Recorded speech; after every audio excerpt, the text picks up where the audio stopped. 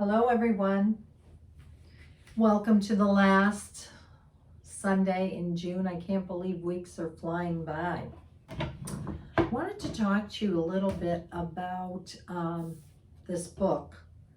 It was written before and then it was redone recently. And anyways, I can't find it, but 2019. It was done first edition 2018. It was redone just before the new year. It's by Christine Northrup, and she's an MD. Most of you, I'm sure, have heard about her, women's health and all of that. And it's called Dodging Energy Vampires. And it's a fabulous book. It says an empath's guide to evading relationships that drain you and restore your health and power. It is so interesting because it talks about all kinds of things here. She talks about how we're so sensitive, and 90% of you are empaths. And she talks about that the wounds we have that come up to heal, and how we're all tuned into everything in the world. So, as things are going on, there's an earthquake across the sea. We feel it. We may not know that's what it is, but we feel the effects of everything. And so it becomes really hard for, people to decipher, is this mine or is this someone else's, or what is this? And she talks about the health risks of unbalanced relationships. And when you're in a vampire empath relationship, if you're an empath and you're surrounded by people that just want to plug into you, I've been told that a gazillion times before, that I didn't have all this weight until I went into doing all the readings, healings, and everything else, and taking on everybody's stuff. Maybe you can relate. But it's just fascinating. It tells about how we have a lifetime of wounds and shame and guilt, and what we have to do to change things. And when we're in these unhealthy, and it doesn't have to be a personal relationship like your lover or girlfriend or boyfriend or husband or wife, it can be friendships or co-workers or family or anything. And it talks about how important this is, getting out of them. Because we talk about, people that suck us dry, that are like vampires. But why we attract the people in is because empaths always want to be the good doobies. We're the ones that want to save the world. We want you to feel better. We can take it on for you. And literally, we take it on in the form of weight or energy or pain or wounds or whatever. But it says, I'll just read you a little bit. To improve people's lives and to provide others with opportunities that very often we ourselves didn't have. That's what we try to do. And so we find ourselves naturally drawn to the fixer-uppers of humanity, the ones who need our light. Helping feels good. In fact, it's one of the true joys of being on earth. There's nothing more fulfilling than watching an underdog come from behind and win, especially if it's because that person has finally found someone who sees and supports them. For example, I met a man this spring who went from being in a foster home to becoming an internationally known boxer. The turning point came when the man saw him at practice and said, "There's something about you. I see something in you. I want to help." That was the key that turned the whole thing around. We know that having just one person believe in us and see us can make all the difference in whether or not we manifest our dreams. So it talks about this, and it talks about how to get out of them and how to get yourself back, and it has exercises in here, and there were some other good chapters. How it affects our health, because she's an MD. So what this is doing to our physical health, I know myself included, having the concussion in September and then leading to being totally, exhaustion and adrenal fatigue. These are all signs of it. When we take on too much of everybody else, it's like we're trying to run their energy through us, and it becomes a no-win. So she has here physical healing for post-vampire relationships, and standing at the light that you are, and just realizing that that's enough. You know, and the other thing that she has really good in here is the physical part, physical healing. She talks about what you can do for minerals, getting to bed earlier, sleeping in the dark, you know, without any light at all, and create, I love this one, create an electronic sundown. You know, shut the computer monitors down, shut your phone down, all of this at a certain point, like maybe for you it's 7 or 9 or whatever. But she talks about this being really important, turning off your cell phone, because when you're, oh, it's in here, never mind, I'm looking for it. Turning it off so you're not getting affected by all the EMF. What else does she have in here? I like this. Consider taping your mouth shut. As I mentioned earlier, taping your mouth shut while you sleep will train your body to breathe through your nose, which will allow your body to detox stress hormones far more rapidly than mouth breathing. Over time, this practice will actually change your jaw, your rib, your nail passages, and the quality of your sleep, not to mention the benefits of eliminating snoring. So she says it may sound scary, but give it a try. So, I mean, these are all really good things in using, you know, fasting and minerals and vitamin D and iodine, all these things that are really good for us, cholesterol, you know, really paying attention to this. So anyways, I highly recommend it. Great book. All right, we're going to go to our cards for the week. And first we go to the Lightworker Oracle.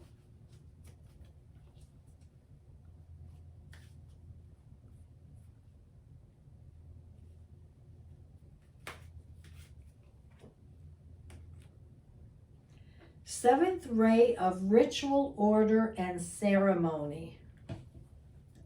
These angels reaching out. Okay. And there's a couple of the decks that I chose for today that have longer meanings. So I'm going to read the kind of shorter one.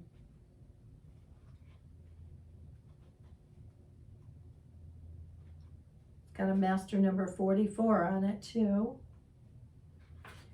It says, when the gift of the seventh ray enters your life, something new is being formed, something that will benefit your world. There may be an increased interest in magic, ceremony, and ritual for healing purposes. Resonating with high-frequency violet light and the Archangel Zadkiel, the seventh ray also helps transmute energy from a low frequency to a high one. Empowerment and choice to be seen and felt. Restoring hope and joy to the heart. The seventh ray is very active upon the earth at this time. All of humanity is being affected by it. The seventh ray is the push-pull between the old and the new, the life that has been and can no longer continue in that form, and the new life that wants to evolve from the old. It honors tradition and ancestral wisdom that serve new life. When the seventh ray enters your life, you are being asked to balance your attachment to what has been with an openness to the new. It is time to fearlessly question what has been, honor what continues to hold value for you, and dismiss what the longer serves you. The seventh ray also creates form from the invisible, entanglement, spiritual energy. There are the inspired solutions. These are the inspired solutions and synchronicities that seem to come out of nowhere. They are signs of the divine order happening. The seventh ray brings an alignment with the divine order And the more you are willing to invoke or allow the energy to bless you, the more your life will align itself with the genius of creativity, solutions, and loving opportunities the universe wants to bring to your world. Wow, so that's the shorter version. But boy, did they hit on it when they say the old way, the old life, what no longer serves you, sitting with your beliefs to see where you want to go with this. All right, so for the new week,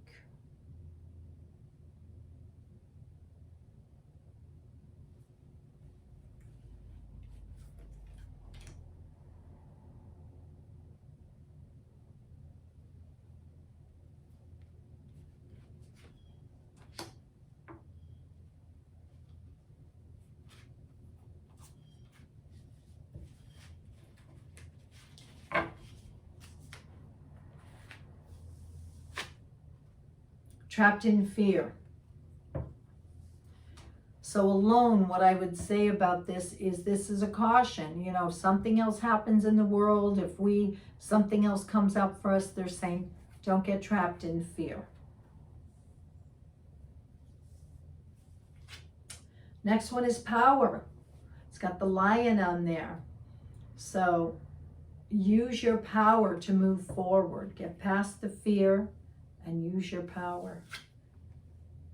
And heartache and loss. So it appears to be that something will be happening in the collective that may be a discouragement or something. We have heartache and loss here. And so there's definitely some emotional pain coming up this week for the collective anyways. All right.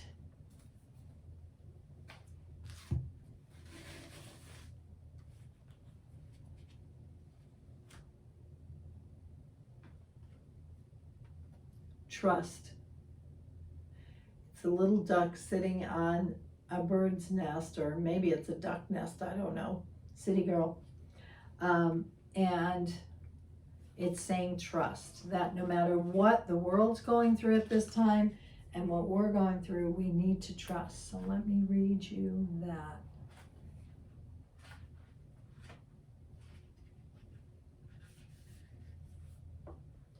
Trust yourself. Develop self-trust and joy will follow. You can rely, can't talk today. You can rely on your own capabilities. Begin to plan carefully for the future. It is the beginning, and I trust myself in all things. So there is a line that you can use as an affirmation, and I love that. It is the beginning. So it's basically telling us there is something new. Apart from the trust we might develop spiritually with our higher power, self-trust is the basis of all other trust. Self-trust is a survey that we can. Let me do that again. Self-trust is a surety, not a survey, that we can rely upon ourselves, that our decisions are valid, that we ourselves matter, that knowing ourselves combined with trusting ourselves leads to better, more informed decisions about all aspects of our life, including career and relationships. The print's like this big and it's not bright in here. Self-trust is far more than a flashy show of confidence. It's deeper and further reaching than that. It is security at the very core, that no matter what, our wisdom matters and it is best. It allows the flow and for faith in oneself and the way you do things, moving and choosing in the world. Self-trust is a full acceptance of self. As accepting oneself becomes easier, thus self-trust will begin to shine. This gives great momentum to anything we should choose to tackle or do. Our ancestors' raw spring, the great thawing as a new beginning. They would walk the marshes and plains and find newly laid eggs, more than just a symbol of fertility and new hope. The eggs meant that the worst of the cold was over and that the new life really was here. The egg moon is a time of celebration and rejoicing.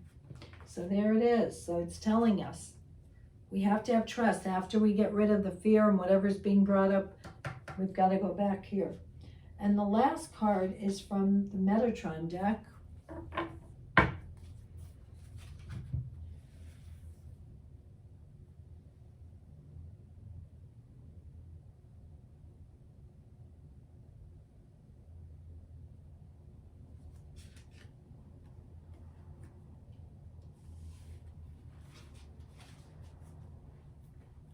This one is the Tree of Life. Travel on.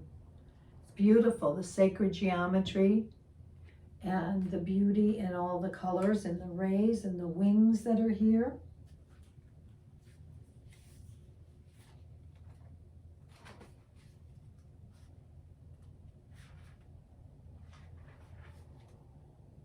You have drawn the Tree of Life card to remind you that life is both a journey from spirit to earth and from earth back to spirit. This mission is special, and so are you who walk its path. There must be times when you feel stuck along life's path. Yet, wherever you are, there are blessings and learnings and explorations to be done. There is no place you are supposed to be and no missing path that you didn't take. All roads converge back at the same point. There are no wrong turns or right turns, just different approaches to the same destination. You will meet others on life's path who seem to be going faster. Do not judge them, since you do not know on what part of the path they started. There is no one in front of you and no one behind you. I love that. The truth is you are all moving along the same grid lines in difficult waves and movements. Metatron sits at the top of the Tree of Life, helping you birth and descend, welcoming you when you climb back up.